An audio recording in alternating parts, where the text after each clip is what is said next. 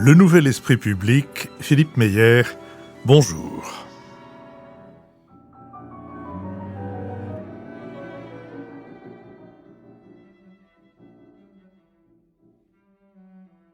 Bonjour, merci de nous avoir rejoints pour ce nouvel esprit public, au cours duquel, comme je l'ai annoncé la semaine dernière, nous allons essayer d'éclairer certains aspects de l'actualité à travers le travail que nous faisons d'habitude dans les émissions thématiques, et c'est une émission thématique sur la Pologne que nous allons enregistrer aujourd'hui. Et la semaine prochaine, c'est une émission sur ce que l'Europe peut ou ne peut pas faire face aux États-Unis et face à la Russie, qui sera le thème d'une thématique dont l'invité sera Thierry Breton. Mais aujourd'hui, c'est Pierre Buhler. Pierre Buhler, bonjour. Bonjour. Ancien ambassadeur de France en Pologne et auteur de Pologne, Histoire d'une ambition aux éditions Talendier, qui est notre invité, c'est-à-dire l'invité de Jean-Louis Bourlange, ancien président de la Commission des Affaires étrangères de l'Assemblée, de Matthias Fekl, ancien ministre, et de Michaela Wiegel, correspondante à Paris de la Frankfurter Allgemeine Zeitung. Nous sommes partenaires de l'hebdomadaire Le 1, dont le dernier numéro a pour titre « Amitié, qu'est-ce qui nous lie ?» Il est chapeauté ainsi, ce numéro du 1 hebdo se penche sur la place prise par l'amitié dans nos vies pour comprendre la singularité de cette relation. Bien sûr, parler d'amitié, alors que la planète semble hésiter entre 50 nuances d'autoritarisme, pourrait paraître dérisoire. Il y a pourtant une forme de salut à trouver dans ces attachements qui sont autant de béquilles pour mieux vivre dans un monde où tout vacille. Notre prochain enregistrement public à l'école alsacienne aura lieu le dimanche 6 avril. Les inscriptions sont ouvertes sur notre site. Mercredi, nous mettrons en ligne dans notre série Si c'est pour la culture, on l'a déjà donné, la première de deux conversations avec Sofian Bouchfira, qui vient de soutenir une thèse en histoire sur l'histoire socio-économique des limonadiers aveyronnais à Paris. L'originalité de sa démarche réside dans sa méthode d'enquête.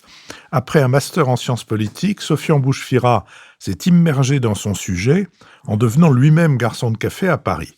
Et cette observation participante lui a permis de saisir de l'intérieur les rouages du métier, les évolutions des pratiques commerciales et l'impact des mutations urbaines sur les débits de boissons. Je vois que mes camarades attendent avec impatience, à leur figure épanouie, attendent avec impatience. L'observation participante de Philippe Meyer au sujet nous est bien connue. Et je rappelle aussi que toutes nos conversations font l'objet d'un compte-rendu analytique ou compendium auquel vous pouvez vous abonner gratuitement. Vous le recevrez dans votre boîte aux lettres de courriel chaque mercredi. Voici donc maintenant que nous allons nous intéresser à la Pologne. La Pologne qui occupe aujourd'hui une position stratégique centrale en Europe, façonnée par une histoire tourmentée et une résilience remarquable. Longtemps soumise à l'influence de puissances étrangères, la Pologne a même disparu en tant qu'État entre 1795 et 1918, avant de renaître pour être aussitôt confrontée aux épreuves de la Seconde Guerre mondiale et à la domination soviétique. Depuis la chute du communisme en 1989 et son adhésion à l'Union européenne en 2004, la Pologne s'est affirmée comme un acteur incontournable de la sécurité européenne et transatlantique. Pierre Buhler, vous retracez avec finesse cette histoire historique dans l'ouvrage que vous publiez aux éditions Talendier, que j'ai cité tout à l'heure, Pologne, Histoire d'une ambition, et vous montrez comment le pays a su conjuguer aspiration nationale et intégration internationale. L'essor économique amorcé dans les années 90 sous l'impulsion des réformes de l'échec Balcerowicz a permis à la Pologne de s'intégrer pleinement aux chaînes de valeur européennes, en particulier grâce à son partenariat privilégié avec l'Allemagne. Et pourtant, derrière cette réussite économique, des tensions persistent. Le parti conservateur Droit et Justice, le PiS, revendique une souveraineté nationale affirmée, parfois en opposition avec Bruxelles, tandis que l'opinion publique reste globalement favorable au projet européen. Ces contradictions internes reflètent un débat plus large sur l'identité nationale et le positionnement du pays face aux institutions supranationales. Sur la scène internationale, la Pologne joue un rôle de premier plan dans la dissuasion face à la Russie. Elle a plaidé pour un renforcement des capacités de l'OTAN en Europe de l'Est et en consolidant son d'alliance stratégique avec les États-Unis. Seulement, cette alliance est aujourd'hui mise à mal. Son ambition de devenir la première puissance militaire conventionnelle d'Europe atlantique témoigne de cette volonté d'autonomie stratégique, mais cette posture affirmée ne va pas sans heurts. Les tensions mémorielles avec l'Allemagne autour des réparations de guerre, ou encore avec l'Ukraine sur la mémoire des massacres de Volhynie, rappellent combien l'histoire reste un enjeu diplomatique majeur. À cela s'ajoute la question sensible de la restitution des biens spoliés pendant l'Holocauste, qui continue d'alimenter les débats sur la reconnaissance des injustices passées. La trajectoire polonaise illustre un équilibre délicat entre héritage historique, quête de souveraineté et ancrage dans les institutions euro-atlantiques. À travers votre analyse, Pierre Buhler, vous mettez en lumière la manière dont la Pologne cherche à concilier ces dynamiques parfois contradictoires pour s'imposer comme un acteur incontournable de la sécurité et de la stabilité en Europe. Toutefois, le contexte actuel est peu favorable à une position d'équilibre et la question se pose de savoir si la Pologne peut, et jusqu'à quel point, prendre acte du retrait de fait américain de l'OTAN. Pierre Buhler. Merci en tout cas de cette invitation.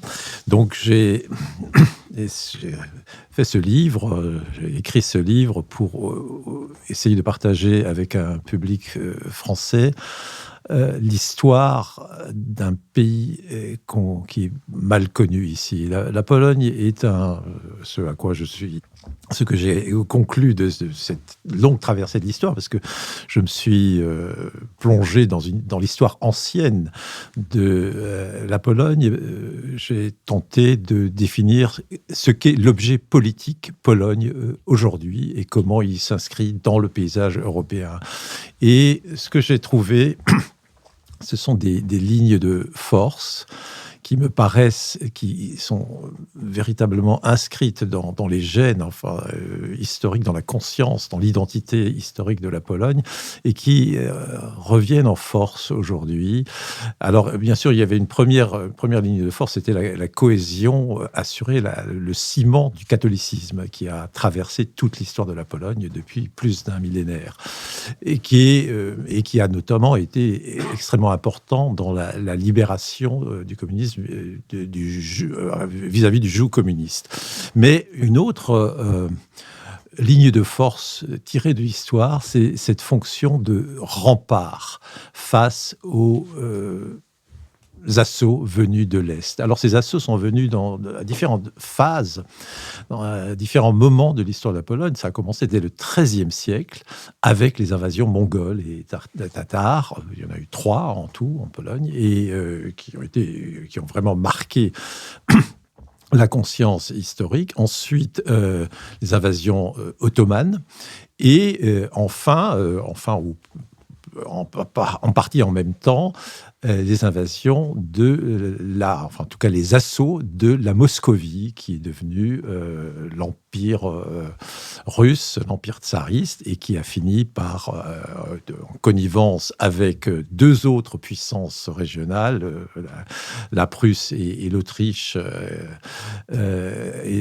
à partager la Pologne, qui a cessé, qui a disparu de l'espace, de la carte de l'Europe, carte politique de l'Europe pendant 123 années, pour à nouveau redisparaître en 1939, partagé là aussi entre l'Allemagne nazie et la Russie soviétique, suivie d'une occupation pendant près d'un demi-siècle. Donc on est autour de 175 années de non-souveraineté, et ça a profondément formaté, si je puis dire, les esprits dans ce pays, ce qu'un intellectuel polonais qui s'appelle Jarosław Kuś a appelé le syndrome de la souveraineté post-traumatique. Ce sont des pays, d'ailleurs la Pologne n'est pas seule dans ce cas, et c'est le cas aussi des pays baltes, qui sont conscients de ce que leur existence peut être rayée du jour au lendemain. Et je crois que c'est ce qui explique aujourd'hui la posture politique et intellectuelle de tous ces pays de la ligne de front, qui, face à une Russie qui a retrouvé son agressivité antérieure, et on peut revenir dessus sur ce qu'était cette agressivité vis-à-vis de la Pologne pendant des siècles, et qui est aujourd'hui une menace pour ces pays, et une menace donc de ce fait existentielle pour l'ensemble des Européens, et notamment l'Union européenne à laquelle ils appartiennent. Michaela Wiegel. Oui, alors je pense effectivement votre livre a ce double mérite de montrer ce traumatisme qui est d'un côté un traumatisme russe, mais quand même aussi un traumatisme allemand. Et je crois, si on a dit cela, nous voyons aussi ce qui limite aujourd'hui la capacité de la Pologne de jouer un rôle véritablement de leadership. Et je crois que c'est vraiment sa relation, même si elle s'est un peu améliorée depuis les élections parlementaires en Pologne, mais une relation qui reste quand même ancrée dans la méfiance, dans un passé qui ne passe pas. Et je trouve que c'est tout à fait remarquable quand on compare, même malgré les soubresauts de la relation franco-allemande, on peut dire que il y a une absence de ces vieux démons d'une relation qui était jamais purgée. Et je dirais, et j'aimerais beaucoup vous entendre là-dessus, la Pologne exerce actuellement la présidence de l'Union européenne, mais on a l'impression qu'elle est pas à la manœuvre. C'est vraiment la France qui, au sein même de l'Union européenne, dessine l'avenir pour l'Ukraine, un rôle de leadership associé à l'Allemagne qui attend son gouvernement. La Pologne est bizarrement absente et j'ai l'impression, cette méfiance vis-à-vis de l'Allemagne qui explique que la Pologne s'est reposée essentiellement sur sa relation transatlantique pour sa sécurité, lui pose un grand problème de leadership aujourd'hui. Pierre Muller. Je crois que c'est tout à fait juste. La Pologne est effectivement, historiquement, il y a une relation très complexe et une expérience douloureuse avec l'Allemagne, qui d'ailleurs ne date pas seulement de la Deuxième Guerre mondiale. C'était antérieur. La Pologne a construit son indépendance en 1918, a dû la construire contre l'Allemagne, car c'était une peau de léopard, si je puis dire, sur le plan ethnique, sur le plan des populations, donc en Silésie, en Poméranie, en Prusse orientale, et donc il y a une sorte de méfiance, effectivement, comme vous le dites, atavique vis-à-vis de l'Allemagne, qui a été ensuite aussi utilisée par le régime communiste, qui considérait, qui se présentait comme, par son alliance avec Moscou, au pacte de Varsovie, comme le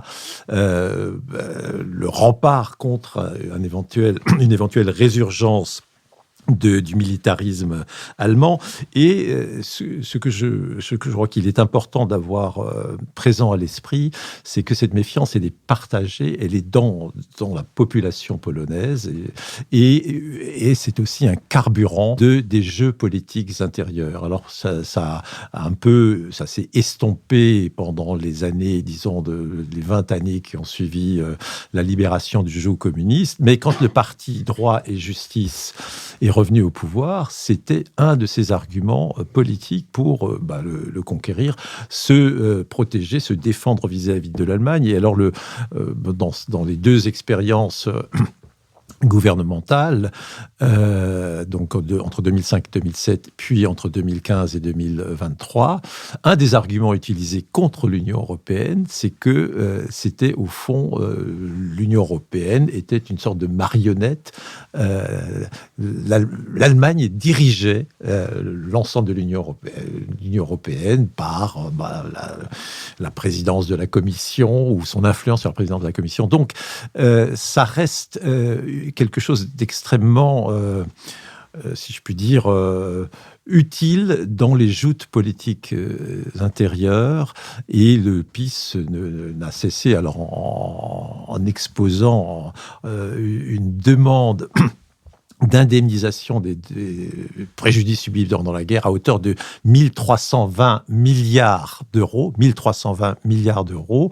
Ça n'a évidemment aucun sens, ça a été refusé par l'Allemagne, mais ça donne une argumentation récurrente pour attaquer notamment le gouvernement de Donald Tusk aujourd'hui, qui est présenté comme le porte-voix de l'Allemagne.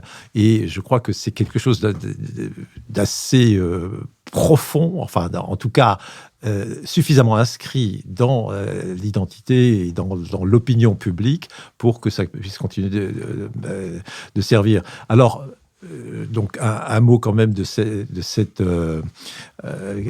pour répondre à votre question sur le retrait de la Pologne vis-à-vis du leadership européen, c'est plus le cas maintenant parce que la Pologne est dans une campagne électorale pour l'élection de son président, et qui est un enjeu extrêmement important, car avec un risque de cohabitation et de paralysie de l'exécutif. Donc, je comprends que c'est aussi, il y a un certain retrait, alors que Donald Tusk, qui était très actif à la fin de l'année dernière, donc avant la présidence de l'Union européenne, pour essayer de réunir, de mobiliser les dirigeants européens contre la menace russe, on a senti effectivement un retrait. Je pense que selon les résultats de cette élection du mois de mai et de juin, la Pologne reprendra sans doute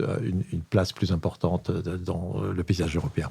Qui sont les candidats à cette élection ? Alors, le candidat de la coalition civique, donc du parti de Tusk, et s'appelle Rafał Trzaskowski, qui est le maire de Varsovie, qui est un jeune et brillant, un peu intellectuel, évidemment, de temps en temps, vis-à-vis de l'opposition se sert de cette image d'intellectuel pour le dénigrer. Ensuite, il y a le président de l'Institut de la mémoire nationale, Nawrocki, et ce qui est presque plus préoccupant, c'est qu'il y a un troisième candidat donc Nawrocki est soutenu par le parti droit et justice, mais il y a une formation d'extrême droite qui présente un jeune entrepreneur comme son candidat, qui vient apparemment de dépasser dans les sondages, alors il faut évidemment rester prudent, dans les sondages, le candidat de droit et justice à 22% d'intention de vote. Et donc, comme c'est une élection à 2 tours, il risque de se retrouver face à Trzaskowski. Et c'est plus dangereux pour le maire de Varsovie d'être en face de l'extrême droite que du candidat du PiS. On ne sait pas. Mais le candidat du PiS n'est pas très bon. Nawrocki, il ne performe pas vraiment. Pourquoi le président ne se représente pas, le président? Il ne peut pas. Il a fait 2 mandats. Il ne peut pas. Mathias Fekl. Je voulais revenir sur l'ancrage transatlantique. Monsieur l'ambassadeur, vous en faites un des marqueurs très forts de la Pologne tout au long de votre excellent livre. Et Michael Wiegel esquissait ce sujet à la fin de sa question. À quel point est-ce que l'élection de Donald Trump, ensuite les déclarations de son vice-président à la conférence de sécurité à Munich, enfin tout le transfert, pas encore le renversement d'alliance, mais enfin quand même les changements majeurs en cours aux États-Unis, affectent-ils cet ancrage-là, qui est effectivement une des constantes de la politique étrangère de la Pologne? Oui, il est vrai, merci de cette question également, il est vrai que depuis la fin du communisme, ce regard, ces yeux de chimène pour Washington, souvent sans aucun discernement et sans réserve, structure totalement la politique étrangère et de sécurité du pays. La Pologne s'est engagé aux côtés des États-Unis dans la deuxième guerre d'Irak, a ouvert son pays, en tout cas ouvert le pays à la création de ces fameuses prisons pour les djihadistes, a constamment suivi, a été dans un suivisme total vis-à-vis des États-Unis.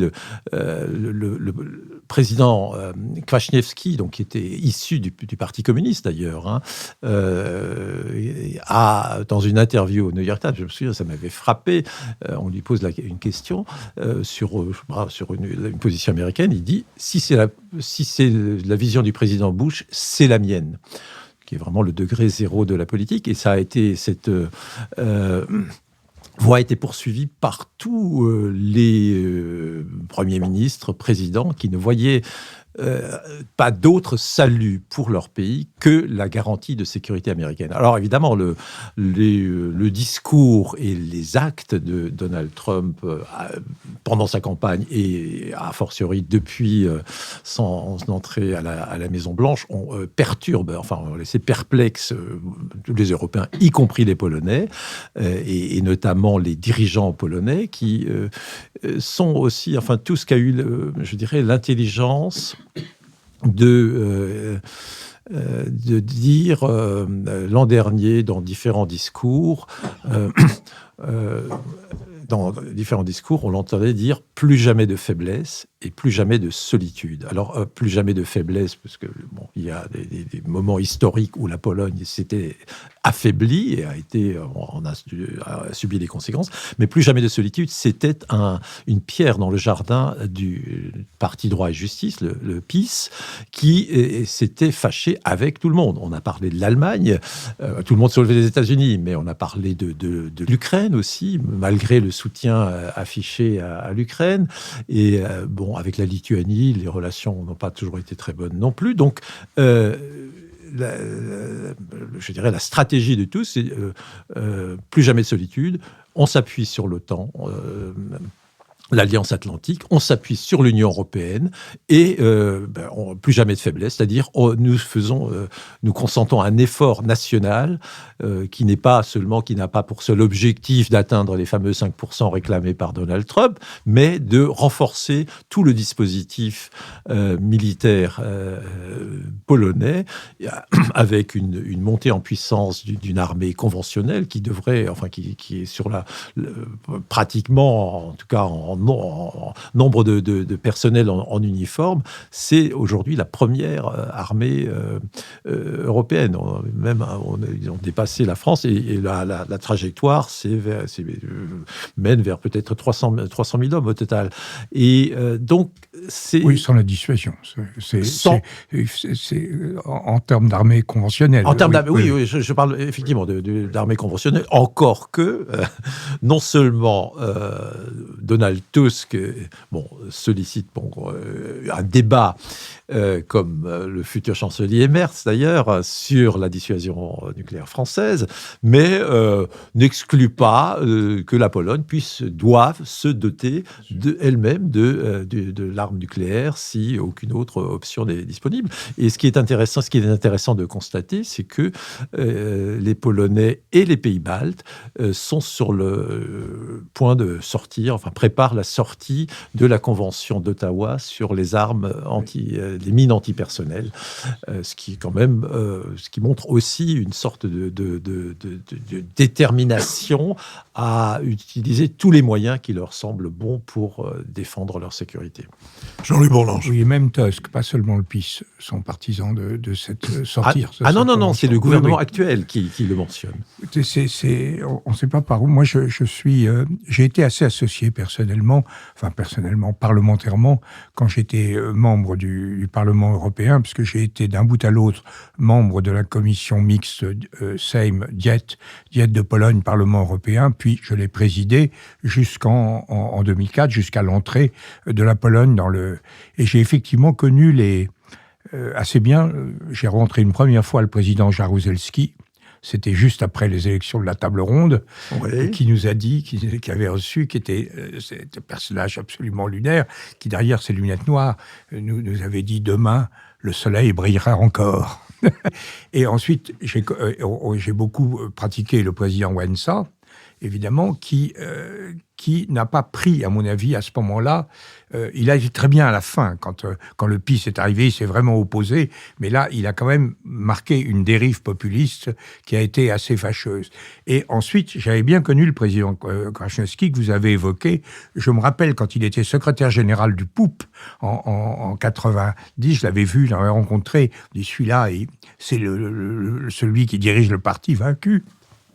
Il s'est fait élire président, et j'ai vu cette extraordinaire transformation d'un leader communiste en une sorte de Blair polonais.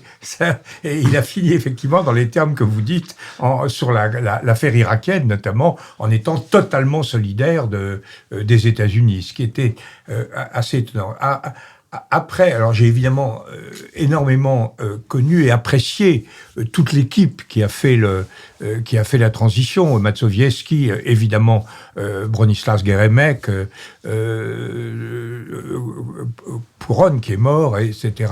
Adam Michnik, qui était quand même... Enfin, tous ces personnages étaient extraordinaires. J'ai pas rencontré Balcerowicz, qui était quand même et j'ai été quand même complètement sidéré qu'au début des années 2000, tout ça s'évanouisse au profit d'une espèce de régression mentale que vous analysez parfaitement dans votre livre. Et je voudrais vous interroger sur deux aspects de cette régression.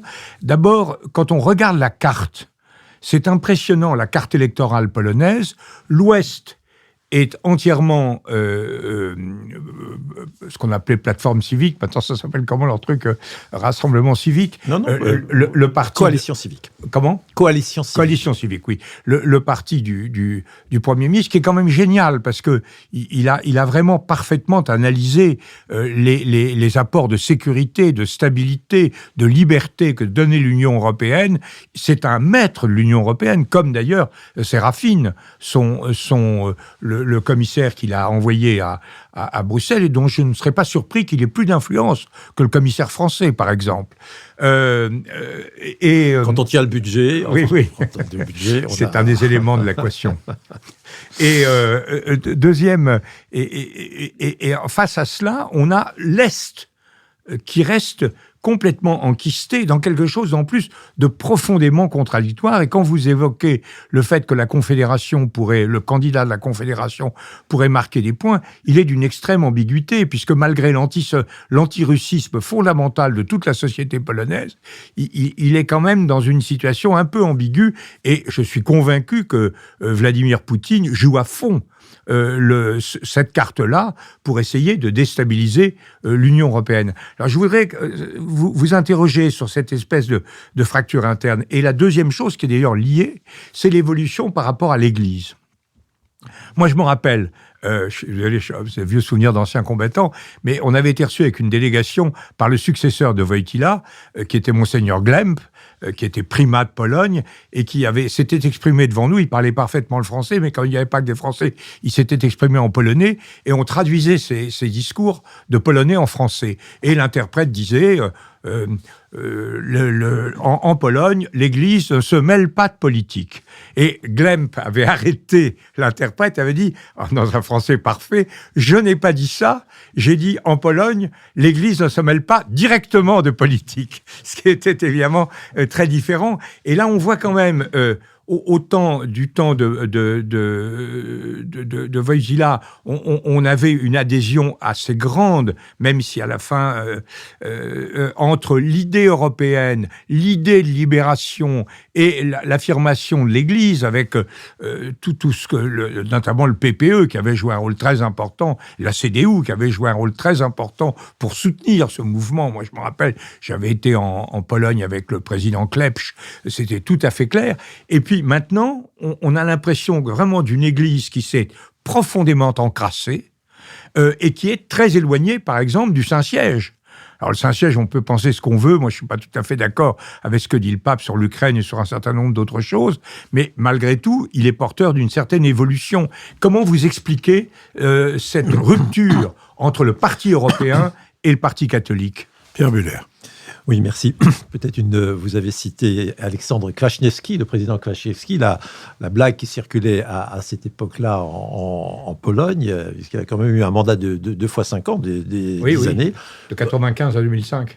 Après l'Union soviétique, il a simplement changé de maître. Il a trouvé ses nouveaux maîtres à Washington. Oui, c'est comme disait Denis Kessler, qui disait « J'ai toujours été pour la lutte des classes, mais j'ai changé de camp. » Absolument. Donc, il avait là aussi changé de camp. Alors, régression démocratique, vous avez cité également l'échec Balcerowicz, donc le maître d'œuvre de la réforme économique. Et c'était une réforme nécessaire, mais qui a causé un certain nombre de dégâts dans l'économie politique, si on peut dire, du pays, avec des entreprises, des entrepreneurs, des enrichissements suspects, et puis des pertes de différentes formes d'État-providence qui avaient été assurées à l'époque communiste. Et donc, il s'est créé une sorte d'abord, dans un premier temps, les gens se sont retournés vers les post-communistes, donc Kwaśniewski et le parti qui avait changé, qui était devenu un parti social-démocrate, enfin qui s'était ripolliné en parti social-démocrate. De plus en plus libéral-social, d'ailleurs. Oui, libéral-social. Et pendant une dizaine d'années, il y a eu des alternatives. Déjà, Kwaśniewski est resté 10 ans en tant que président, avec relativement peu de pouvoir, mais des alternances entre une majorité post-communiste et des majorités, disons, de l'autre bord, de l'opposition. Et ce n'est qu'à un moment donné, au début des années 2000, donc les élections ont véritablement balayé les sociaux-démocrates, entre guillemets, et se sont tournés vers des formations, disons, nationales, que j'appelle nationales-populistes, dont notamment le PiS. C'est ce qui a amené le PiS, le droit et justice, au pouvoir dès 2005 en coalition. Cette coalition n'a pas duré, a permis à éclater de nouvelles élections. Tusk et son parti ont pu prendre le pouvoir, l'ont exercé, mais si vous voulez, le malaise, enfin en tout cas un certain malaise social a pu être exploité précisément par ce parti droit et justice qui est arrivé en grande, non pas en grand équipage, mais enfin avec une bonne majorité qui lui a permis de rester au pouvoir pendant 8 ans.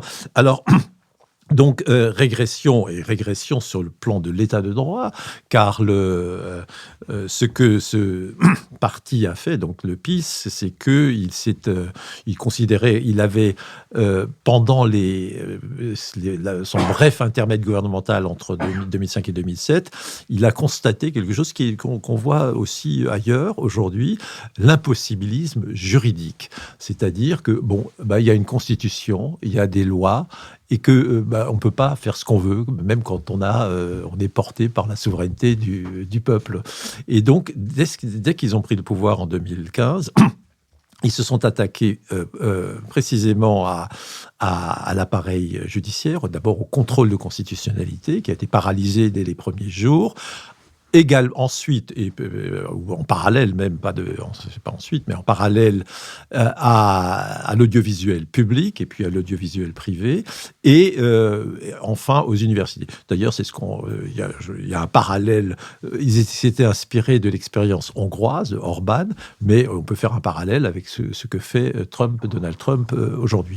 Donc, effectivement, et vous l'avez souligné à juste titre, il y a une diagonale quand on regarde les cartes électorales après les élections, c'est saisissant, qui va du sud-ouest jusqu'au nord-est, donc la Poznanie, la Silésie, Poméranie, Danzig, puis les grandes villes, bien sûr, qui votent en faveur de la coalition civique, donc parti libéral de droite, disons, et puis en dessous de la diagonale, vers le sud et vers l'est, qui correspond en bonne partie à l'ancienne, à la zone russe et à la zone autrichienne, pour la Galicie. Le parti, c'était ce qu'on appelait du Peaceland, c'est-à-dire des droits et justice. Et ça reste très fort, de petites villes qui sont un peu aussi laissées pour compte de la prospérité, parce qu'il y a une prospérité qui est inégalement répartie entre les différentes régions polonaises. Et donc ça, ce sont une traîne assez longue de l'histoire ancienne et de l'histoire récente. L'évolution de l'Église, alors c'est effectivement très intéressant parce que l'Église était un acteur, et notamment Jean-Paul II, un acteur essentiel dans la marche vers la libération du joug communiste durant les années 80. Et donc, une fois cette libération, une fois ce retour à la démocratie atteint, l'Église se dit, maintenant, nous avons toujours défendu la société, nous prenons nos dividendes. Et donc, ils ont démonté tout ce qui, dans le système législatif antérieur, les gênait, notamment le droit à l'avortement. C'est resté un sujet extrêmement important. Ils ont pratiquement... l'Église, justement, elle n'intervenait pas directement dans la politique, mais de façon extrêmement claire et manifeste vis-à-vis des différents partis, et donc les partis qui votaient la loi. Et ça a créé une forte polarisation au sein de la société polonaise, qui avait envie aussi de vivre la vie générationnelle. Oui, générationnelle, la vie qu'on pouvait constater dans les pays occidentaux, avec une permissivité, que d'ailleurs Jean-Paul II condamnait. Lui, il voulait, il dénonçait la culture de la mort, tout ce qui était lié à l'interruption volontaire de grossesse. Et le résultat en a été, l'Église a été un auxiliaire, en tout cas un allié extrêmement important et efficace du PiS pour parvenir au pouvoir, avec notamment une station de radio, Radio Maria, une véritable petite, même plus que petite, en grande entreprise, avec une assise forte dans la population, et pratiquement un agent électoral du PiS. Mais la contrepartie et le prix à en payer a été une sécularisation accélérée de la Pologne. Et les chiffres sont confondants. La pratique courants de la religion s'effondre véritablement. Alors, ce qui est intéressant de constater également, c'est que la pandémie, le Covid, l'épidémie de Covid, qui a donc vidé tous les espaces publics, et y compris les églises, les gens ne sont plus, ou sont nettement moins venus, mais après la fin du Covid, ils ne sont pas revenus. Et l'opprobre qui pouvait se porter sur ceux qui ne venaient pas à la messe le dimanche, dans la campagne notamment, bien sûr, a disparu. Et donc, là, les séminaires sont vides, pratiquement. Il n'y a plus de Polonais qui veulent revêtir la soutane. À ceci s'est ajouté également une série vraiment importante de scandales de pédophilie qui ont été révélés et dénoncés, ainsi que la complicité et le silence de l'Église qui savait sur ces scandales. Michaela Wiegel. Oui, j'avais envie de m'arrêter un tout petit peu sur la relation entre la Pologne et l'Ukraine. Dans votre excellent livre, vous nous prenez un peu à contre-courant quand vous vous intéressez à cette période Bandera, parce qu'aujourd'hui, on pense que la Pologne est de loin le pays le plus généreux avec les réfugiés ukrainiens, ce qui est certainement vrai.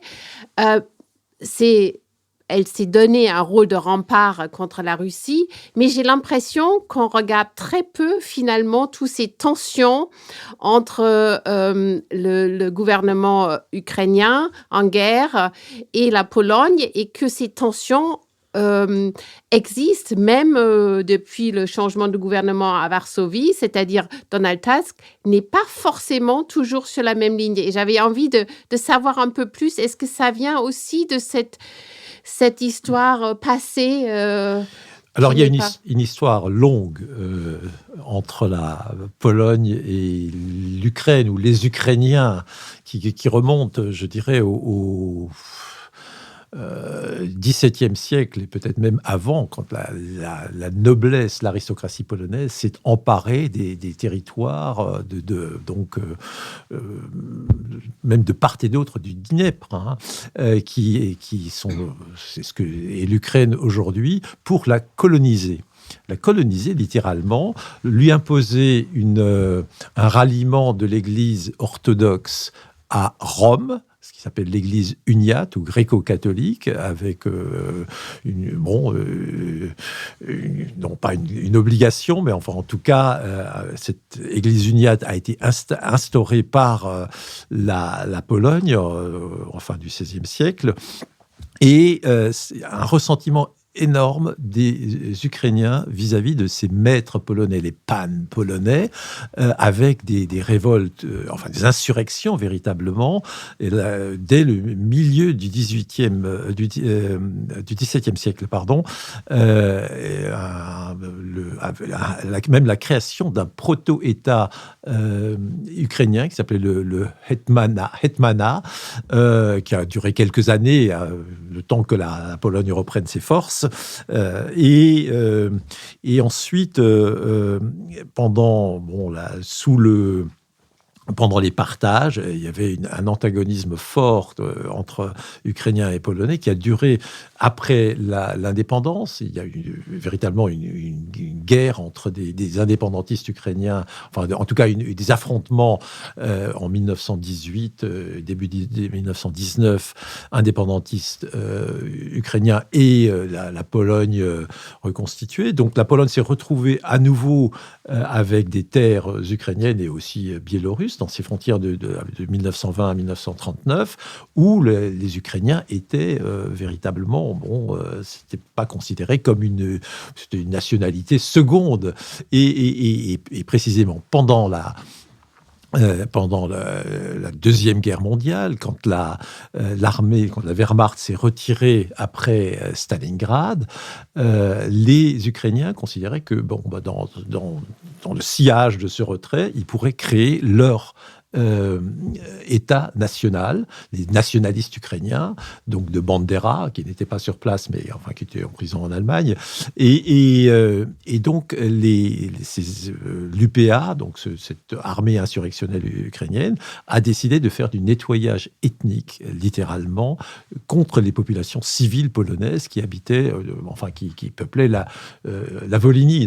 C'était pas majoritaire, ils n'étaient pas majoritaires, mais il y avait des peuples. En tout cas, il y avait des civils polonais qui habitaient là, mais ils ont été massacrés par dizaines de milliers, entre 60 et 100 000 victimes civiles. Donc, ce qui a véritablement laissé une cicatrice forte, qui a été étouffée pendant à l'époque communiste, parce qu'il fallait pas, du coup, c'était l'Union soviétique, fraternité, mais qui a ressurgi assez rapidement, pas tout de suite après 1989, mais des années après, et dont le Parti national populiste, le PiS, s'est servi.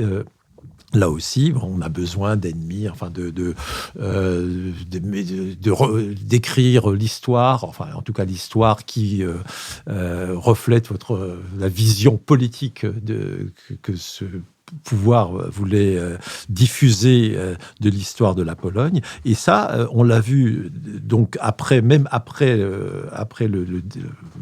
le retour de droit et justice dans l'opposition, il y a, après un premier accueil, effectivement, à partir de 2022, des réfugiés ukrainiens qui étaient très bien reçus par la population polonaise, on a senti des retours, enfin, ce passé qui ne passe pas avec l'Allemagne, mais aussi avec l'Ukraine.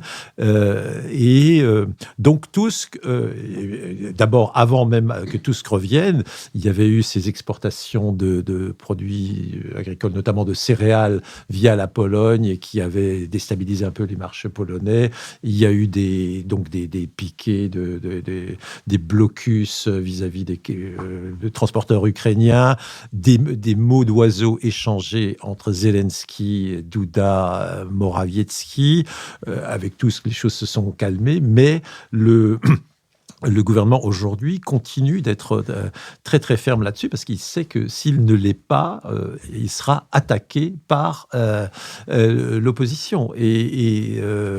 Donc on est dans cette espèce d'entre-deux. Et j'ajouterais que Sławomir Mencen, donc le candidat de Confédération à l'élection présidentielle, surfe sur cette aversion pour les Ukrainiens dans l'opinion publique, enfin dans une partie de l'opinion publique, pour gagner des voix. Mathias Fekl. Jean-Louis Bourlange, je vous ai interrogé sur beaucoup de sujets qui me posaient question aussi, la vitalité et les éclipses de la société civile, le catholicisme, l'état de droit et le populisme. Moi, je voulais vous interroger sur la perception de la Pologne en France. Parce que j'ai l'impression qu'il y a un décalage fort entre tout ce que vous dites dans votre livre et peut-être ce que perçoivent beaucoup de citoyens en France. Alors, je pense qu'on n'en est plus au tristement célèbre plombier polonais qui avait en partie quand même parasité la campagne électorale pour le référendum en 2005, avec évidemment des intentions bien précises derrière. Mais je serais curieux de votre regard sur cette perception.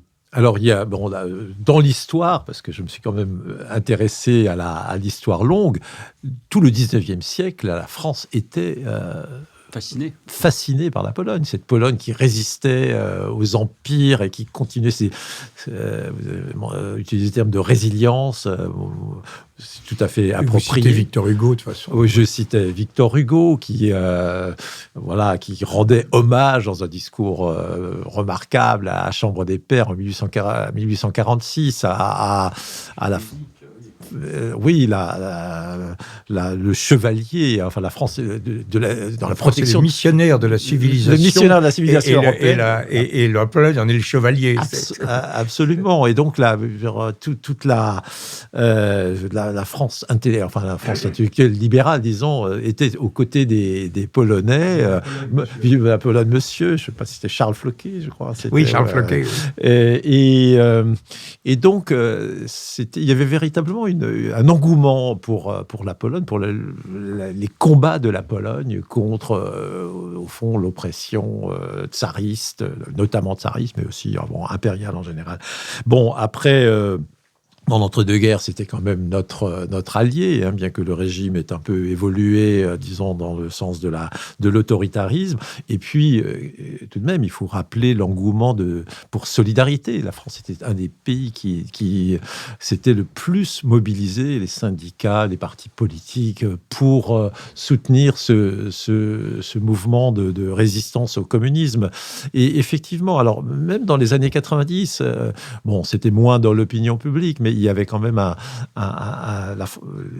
les autorités françaises, il y a eu une fondation France-Pologne qui avait été dirigée par Jacques de Chalandard, la formation des élites municipales, locales, et puis après l'épisode du plombier polonais, effectivement, et je pense qu'il y avait également dans nos élites, on avait une réticence dans les années 90 à accepter la Pologne rapidement dans l'Union européenne. On n'aimait pas seulement la Pologne d'ailleurs, tous les pays libérés du communisme, les pays ce qu'on appelait les pays de l'Est, enfin qui se considèrent eux comme des pays d'Europe centrale. Ils n'aimaient pas du tout le terme de pays de l'Est. Enfin, la Russie, pour les qualifier. Alors je dirais il y a en tout cas une indifférence qui s'est installée dans l'opinion publique française. Bon, il y a eu peut-être d'autres distractions, enfin d'autres sujets. Donc, au fond, on connaît moins bien, on connaît mal un peu la Pologne. Ça apparaît moins dans les médias.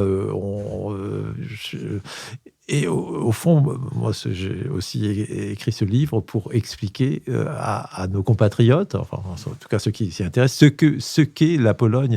Et dans cet environnement stratégique très fluide qui est le nôtre aujourd'hui, je pense que la Pologne a un rôle à jouer essentiel, ce rôle de rempart qu'elle a toujours joué dans son histoire. Jean-Luc Bourlange.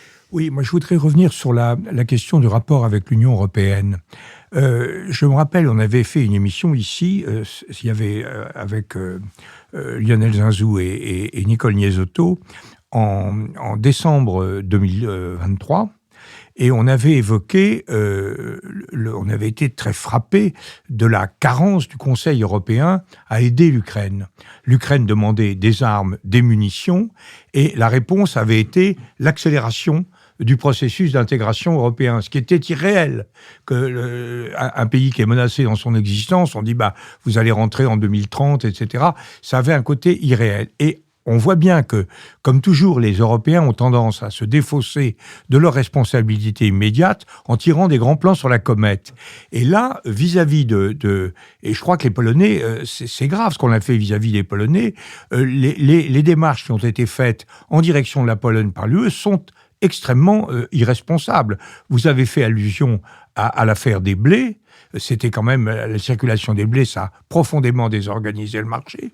On a soutenu, on a fait des libérations de contingents tarifaires sur la volaille et sur le lait. C'est allé directement dans la poche d'oligarques ukrainiens qui contrôlaient ces deux marchés, et ça a conduit la Pologne notamment à être réticent sur un dossier qui, lui, à la différence de mes compatriotes, que je crois, lui, à la différence de mes compatriotes tout à fait positif, qui est le Mercosur. Alors les Polonais disent le Mercosur, pourquoi ? Parce qu'on les bloque sur... Il y a des petits contingents tarifaires de rien du tout sur le Mercosur, mais il y avait d'immenses contingents tarifaires qui ont été libérés sur la Pologne. Et je trouve que c'est grave parce que ça donne vraiment du grain à moudre à la droite, c'est-à-dire que ça identifie véritablement la cause polonaise à un refus de solidarité avec l'Ukraine et à une opposition à l'Union européenne. Ça, je pense qu'il faut vraiment faire très très attention à la façon dont on aborde. Et je voudrais donc vous poser la question, est-ce que moi je suis quand même très préoccupé quand je vois ce qui s'est passé au Conseil européen ces derniers jours. Je vois qu'il y a effectivement les médias français se gargarisent avec force de tout ce qu'on a fait, du triomphe des idées françaises sur l'autonomie stratégique, etc. Je vois qu'il y a quand même des réticences fortes chez les radins, les habituels radins, les Néerlandais, frugaux, on dit, moi, les grigous. Et puis également... C'est plus l'Allemagne, les radins. Non, c'est l'Allemagne qui est là. Je crois que Pascal Lamy disait vendredi matin que l'Allemagne serait sans doute en position arbitrale entre les uns et les autres. L'Allemagne et on voit aussi des réticences du côté italien et du côté espagnol à un engagement militaire très important. Et je me demande quelle serait la portée, qui à mon avis serait extrêmement grave, d'un échec de la coalition civique à l'élection présidentielle. Je pense que là, ça mettrait profondément en cause l'ensemble de ces mouvements de mobilisation qu'on observe à la suite de la double menace incarnée par l'agression de Poutine et la trahison de Trump. Oui, c'est d'autant plus important de comprendre ça qu'après tout, Tusk a travaillé avec Duda président, Duda qui était la créature du PiS. Donc, qu'est-ce qui fait que si le candidat élu à la présidentielle n'est pas celui qui serait en syntonie avec Douda, où est la catastrophe? J'ajoute que Douda a pris une paire de claques de la part de Vance. Douda a dit récemment il faudrait quand même que les Américains installent des forces nucléaires à moyenne portée en Pologne, et avec sa délicatesse qui caractérise le vice-président Vance, il a dit il était tout à fait opposé à ça, et que c'est une idée qui lui paraissait tellement inadaptée qu'il n'en parlerait même pas au président Trump. Alors le bon pro-américain Douda se retrouve en situation délicate. Non, mais vous avez raison, tout à fait raison de soulever cet enjeu majeur qui est celui de l'élection présidentielle. Parce que depuis 2023, donc depuis décembre 2023, la coalition, enfin le gouvernement dirigé par Donald Tusk est paralysé sur un certain nombre de terrains par cette cohabitation et ce droit de veto. Le président a peu de pouvoir, mais il en a un qui est immense, qui est un droit de veto, d'abord sur la promulgation des lois. Il promulgue les lois, ce qu'il considère comme conforme à ses vues. Donc, il en a refusé beaucoup, et il refuse les nominations aussi. Ce qui fait que aujourd'hui, l'appareil diplomatique polonais est formé de chargés d'affaires, car il ne peut pas juridiquement nommer, le gouvernement ne peut pas juridiquement nommer des ambassadeurs sans l'assentiment, sans l'acquiescement du président. Donc, ce que fait le ministre des Affaires étrangères, il rappelle les ambassadeurs nommés à l'époque par le PiS, et les rappelle en consultation, et il nomme ses propres les représentants qu'il considère comme étant les plus aptes à c'est un habile homme, défendre. Siekierski, le ministre des Affaires étrangères, c'est une personnalité assez forte. Parfois un peu excessif, mais habile, en effet, et très, très intelligent. Donc, si cette paralysie se poursuit parce qu'un candidat de l'opposition serait élu président, ça a des conséquences pour la stature même et le mode de fonctionnement d'un État moderne. Mais en même temps, ça mettrait à nouveau du vent dans les voiles de l'opposition. Bon, les prochaines élections, c'est 2027, octobre 2027, mais je dirais que les formations nationales populistes sont en embuscade, et si ce personnage, ce jeune candidat de confédération devait se retrouver au second tour de l'élection présidentielle, un scénario roumain. Oui, on est dans un monde, je dirais, quand même liquide, fluide, où les choses évoluent très vite, avec une sorte d'accélération, ce qui fait que tout ce qui pouvait nous paraître comme solide, sérieux, peut se déliter, peut s'effriter très, très rapidement. C'est ce qu'on voit aux États-Unis. On se dit, les fameux mécanismes de rappel vont se mettre en jeu, mais on voit une dévastation par Trump aujourd'hui. Bon, alors c'est pas exactement comparable, mais il y a une certaine liquidité de la situation qui fait que Trzaskowski est un bon candidat, c'est vraiment quelqu'un de brillant. Est-ce que ce sont toujours les critères ultimes de choix d'un électorat? C'est difficile à dire. Bon, moi, je pense qu'il a des très bonnes chances de l'emporter, notamment s'il y a un élément de front, de pare-feu, front républicain, mais voilà, la messe n'est pas dite. Pierre Müller, je vous remercie. Je rappelle le titre de votre livre, Pologne, histoire d'une ambition, aux éditions Talendier, et je remercie Laure de Mézy, avec qui cette émission a été préparée, Benoît Carré, qui va réaliser le compendium de notre conversation, Nicolas Tourneau veille au site, Olivier Magloire aux questions liées au financement, Adrien Beccaria a enregistré cette conversation pour le studio L'Arrière-Boutique, Julien Neuville produit cette émission avec Nouvelles Écoutes. Mercredi, donc, Sofiane Bouchefira et l'histoire économique de la bistrotaille avéronaise, et dimanche prochain, Thierry Breton. Merci.